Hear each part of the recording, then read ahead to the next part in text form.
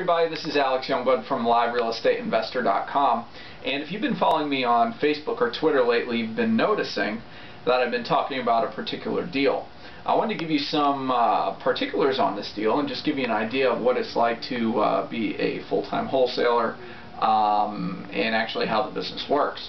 Well, first of all, this deal I've been working on for about 6 months on and off, because the first time the call came in was in January. It came off of actually one of my websites online. Called her up, got the information, and at the time she was asking $90,000 for the house.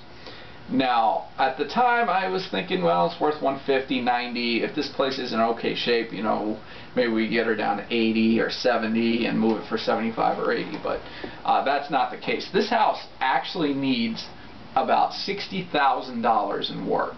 So that means we got to get this house for at minimum like $30,000 to $40,000. She wasn't even thinking in those guidelines, and this is kind of interesting in what happened because there was another wholesaler, I guess, that she was working with who came out there and gave her a price of $56,000 or something like that, and he actually tied up the house. And when she first told me that, I was like, oh man, I missed out on this deal. I moved too slow, didn't do what I was supposed to do, bad closer, and all these things. However, what this wholesaler did was he tried to show it, I think, to one of his buyers, and it didn't work out. He tied this house up for way too high, and then he didn't even call this lady back. He didn't even tell her that the price wasn't going to work. He didn't tell her that the inspection period was out. He didn't do none of that.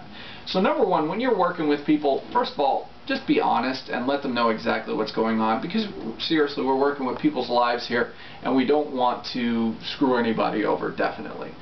Number two, a good thing that comes from this is when somebody does work with somebody that's dishonest and you come behind them, you can actually prove that you are an honest person and you're out to work with them and try to make a win-win situation happen. And that's exactly what happened in this case.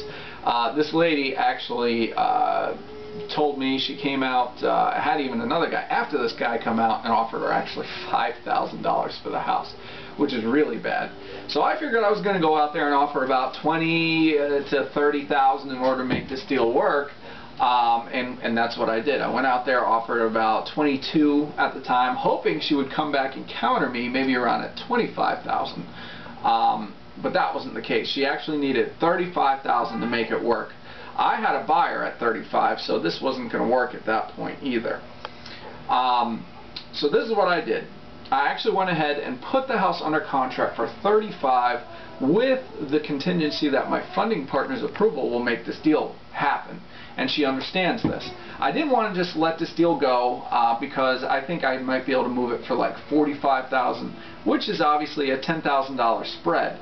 So if we can make this happen at that price, everybody's happy, including the lady. So I will keep you posted on Monday. I've got the buyer going out at about 1 o'clock to go look at the place, and it's going to be either yay or nay, and we'll know if this is going to go through or not. But point being is, if you've got a property, make sure you tie it up, be honest with the seller, just tell them this is subject to your funding partner's approval. And let them know if he's good, then we're good, and we can move on, close this deal, and make everybody happy. But if not, you know, we'll just walk away, part as friends. So remember, be honest with people. And I'll keep you posted on Facebook or Twitter, or make another post on my blog. I'm trying to do some of this different stuff with the video, and I'll probably be adding some more video tips and things like that along the way. So remember, keep the comments on the blog. Make sure, if you haven't gotten the real estate investing workshop that I have, a call. All you have to do is enter your name and email address, do that. And I look forward to speaking with you on the blog. My name is Alex Youngblood from LiveRealEstateInvestor.com, and look forward to speaking to you soon.